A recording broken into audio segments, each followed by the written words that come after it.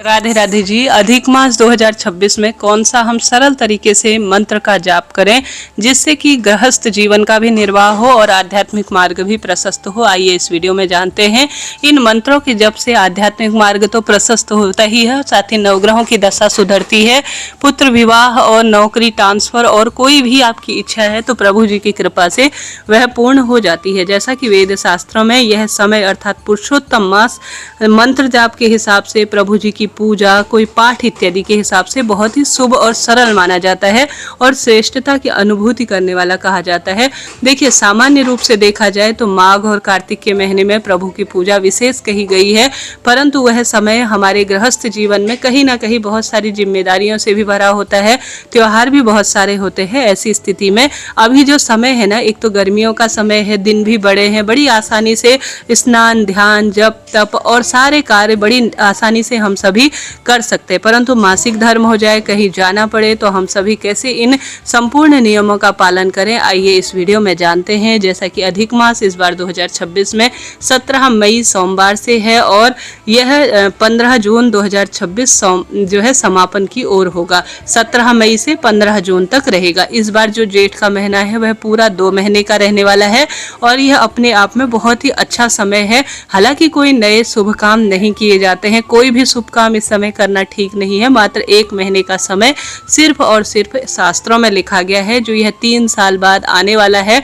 समय, जिसे पुरुषोत्तम मास, लौद मास, अधिक मास अलग अलग नाम से जाना जाता है। इसकी महिमा शास्त्रों में खूब कही गई है, तो इस समय को खाली ना जाने दे। इस समय अपनी क्षमता, शक्ति, सामर्थ्य अनुसार आप अपने गृहस्थ जीवन का भी निर्वाह करें। जितना आपको समय मिले इन मंत्र का भी आप सुविधा अनुसार जाप करें। इससे पहले चैनल पर वीडियो आ चुका है जिसमें कैसे आप स्नान, व्रत कर सकते हैं। व्रत बहुत ज़्यादा नहीं कर सकते हैं तो कौन से सरल आप नियम ले सकते हैं, कौन से दान कर सकते हैं, 33 घड़े का दान कैसे किया जाता है, ये सब चैनल पर वीडियो एक एक करके आपको देने का मैं प्रयत्न कर रही हूँ। कथा कहानी भी बताती हूँ, इसी चैनल पर अपलोड करूंगी, तो आप एक बार चैनल से जुड़े और राधे राधे लिखें।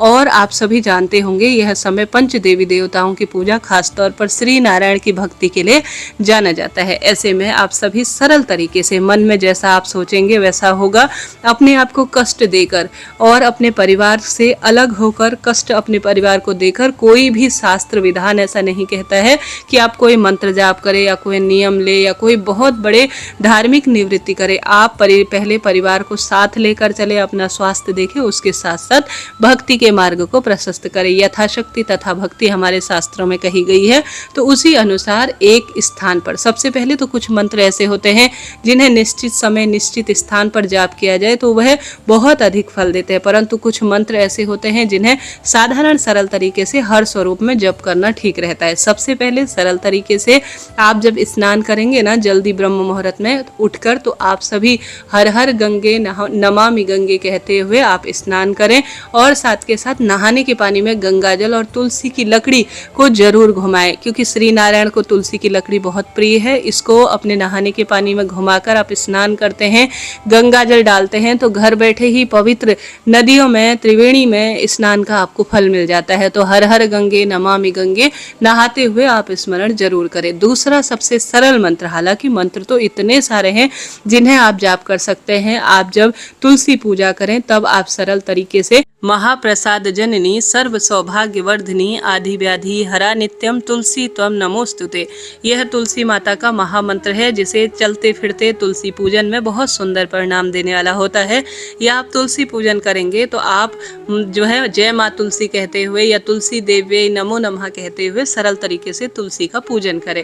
अब एक ऐसा जो सरलता, जो पाठ जिसे अपने आप में सर्वश्रेष्ठ रूप से श्री नारायण के लिए जाना जाता है, वह है विष्णु सहस्त्र नाम।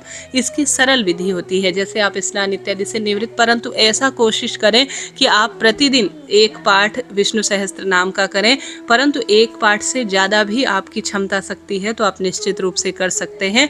ऐसे में आप सभी एक स्थान पर एक घी का दीपक लगाकर प्रभु जी को भोग प्रसाद समर्पित कर जल का लोटा रखकर, अगर इस अधिक मास में श्री विष्णु सहस्त्र नाम का पाठ करते हैं, किसी भी मंदिर में, श्री नारायण के मंदिर में, तुलसी माता के समक्ष या अपने घर के मंदिर में, तो यह एक निश्चित समय पर किया गया जो जाप है, यह जो अनुष्ठान है, यह आपका भाग्य इतना प्रबल कर सकता है ना कि इससे बढ़कर कोई भी हमारे वेद शास्त्रों में पाठ कहा गया ही नहीं है, कहने का अर्थ है।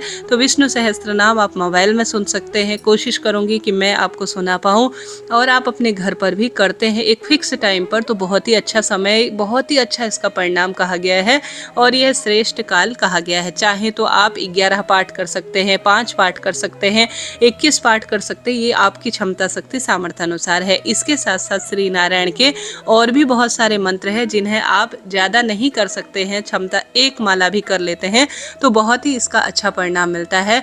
ओम नमो भगवते वासुदेवाय महामंत्र तो है ही, साथ ही ओम नारायणाय विद्महि वासुदेवाय धीमहि तन्नो विष्णु प्रचोदयात्, यह मंत्र भी अपने आप में श्री नारायण की पूजा करते समय या माला इत्यादि से जप करना अनंत गुना लाभ देता है। इसके साथ साथ ओम नमो नारायण या श्री मन नारायण या श्री नारायण हरि या जो है आप श्री कृष्ण गोविंद हरे मुरारी हे नाथ नारायण वासुदेवाय, यह मंत्र भी बोल सकते हैं। या सरल तरीके से श्री नारायण का मंत्र शांताकारं भुजंग शयनम पद्मनाभम सुरेश्वरम विश्वाधारम गगन सदृशम मेघवर्णम शुभांगनम लक्ष्मीकांतम कमल नयनम योग विद्या विहंगनम वंदे विष्णु भवभयहरणम सर्वलोके एकनाथम। इन मंत्रों को, यह श्री नारायण से संबंधित सब मंत्र हैं। यह कृष्णाय वासुदेवाय हरये परमात्मने प्रणतः क्लेशनाशाय गोविंदाय नमो नमः। इन मंत्रों को भी चलते फिरते प्रभु जी की पूजा करते समय या आप सभी सरल तरीके से भगवान जी के समक्ष 108 अर्थात 1 माला का जाप, इनमें से कोई सा भी मंत्र लेकर आप जाप करते हैं तो बहुत ही उत्तम है। विष्णु सहस्त्र नाम का पाठ करना अनंत अनंत गुना लाभ देता है। इसके साथ साथ अपने पति, अपने बच्चों को साथ में बैठाकर, क्योंकि बच्चों की भी अभी छुट्टियां हो जाती हैं, श्रीमद् भगवद गीता एकमात्र ऐसा जो संपूर्ण हमारे जीवन को राह दिखाने वाला, जब हम भटक रहे होते हैं, एक जीवन को उद्देश्य देने वाला सबसे अच्छा समय होता है श्रीमद् भगवद गीता के पाठ का यह समय। कई लोग मिलकर यह कार्य करते हैं, कई लोग अपनी इच्छा शक्ति सामर्थ्य अनुसार जो है सामूहिक रूप से आपने देखा होगा कई तरह के इस समय जो सर्वश्रेष्ठ रूप में कहने का अर्थ है कथाएं लगती हैं, उनको श्रवण कर सकते हैं, स्वयं से कर सकते हैं, किसी न किसी तरह से आप कहने का अर्थ है रामायण या आप सभी कोई से भी जो श्री नारायण से संबंधित है उनका जप तप ध्यान भक्ति के रूप में करें। चाहे तो आप गजेंद्र मोक्ष स्तुति भी करते हैं या श्रवण करते हैं तो इसका फल तो अपने आप में अद्भुत है। इसके साथ साथ और भी जैसे श्री नारायण कवच इत्यादि का पाठ कई सारे हैं जी, अगर मैं कहने बैठूं तो वीडियो काफ़ी लंबा हो जाएगा और बहुत अधिक इसकी महिमा कही गई है। साथ के साथ चैनल पर मैं वीडियो अपलोड करूंगी जो कि अधिक मास पुरुषोत्तम मास की कथाएं हैं, आप चिंता टेंशन ना करें।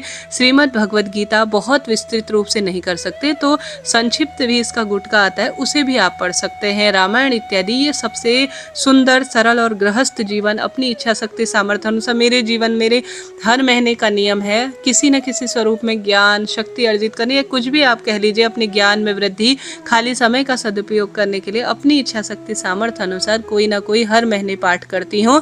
उसी के तहत मैंने ये करीब थोड़ा बहुत अपने ज्ञान में वृद्धि के लिए पढ़े हैं। इस महीने मेरा विचार है कि मैं भी कुछ ना कुछ श्रेष्ठ आप सभी के साथ शेयर करूंगी धीरे धीरे। पहले कहना ठीक नहीं है, ऐसे में आप भी अपनी इच्छा शक्ति सामर्थ्य समय अनुसार इन मंत्रों का जाप करें।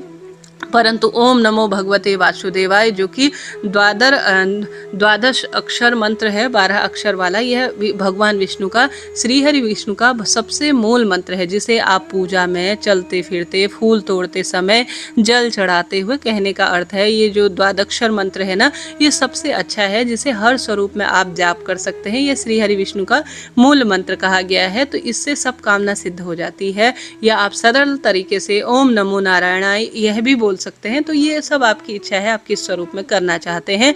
और आप पंडित जी से भी सत्यनारायण व्रत कथा, सत्यनारायण जो भगवान जी की कथा होती है वो करवाना भी संक्षिप्त और विस्तृत रूप से, ये सब आपकी इच्छा शक्ति सामर्थ्य पर आधारित है। तो आप कोई ना कोई श्री नारायण से संबंधित कोई ना कोई कहने का अर्थ है किसी न किसी स्वरूप में किसी न किसी तरह से प्रभु से हमें जुड़ना है। यह हमारी इच्छा शक्ति सामर्थ्य है, हमारे पास जैसा समय है आप उस तरह से कर सकते हैं। कहने देने का अर्थ है, परंतु मंत्र जाप इस समय बहुत अधिक लाभ देता है। साथ के साथ सूर्य भगवान को जल चढ़ाते हुए उनके मंत्र का जाप करें। महादेव की पूजा करते हैं तो उनके सरल से श्री शिवाय नमस्तुभ्यम या हर हर महादेव जैसे महामंत्रों का जाप कर सकते हैं। सरल तरीके से प्रभु जी का चिंतन, ध्यान, भक्ति का ये बहुत अच्छा समय है। तो इन सरल मंत्रों के तहत आप प्रभु को प्रसन्न करें, ज्ञान में वृद्धि करें, श्री नारायण की भक्ति करें, तुलसी पूजन करें। यह मंत्र ऐसे हैं जिन्हें हर स्वरूप में, परंतु प्रश्न आता है दीदी मासिक धर्म में क्या करें।